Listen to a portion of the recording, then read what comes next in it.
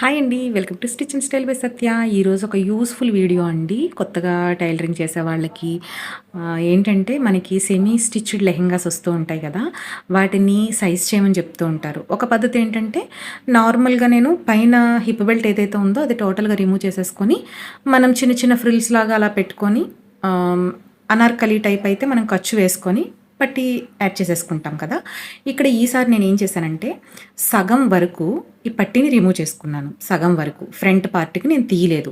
ఈ పట్టీని తీసుకొని లోపల ఎక్స్‌ట్రా క్లాత్‌లు అలాంటివన్నీ రిమూవ్ చేసేసుకొని, అక్కడ నేను హిప్ సైజ్‌కి సరిపడగా ఎలాస్టిక్ యూజ్ చేశాను. బ్యాక్ మొత్తం ఎలాస్టిక్ వచ్చేసింది.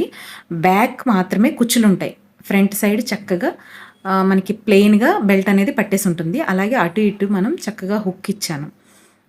చూసారు కదా! పట్టీ కూడా ఇచ్చాను. ఇది నేను ఫస్ట్ టైమ్ అండి ఇలా స్టిచ్ చేయటం అనేది. నాకు చాలా నచ్చింది. మీకెలా అనిపించిందో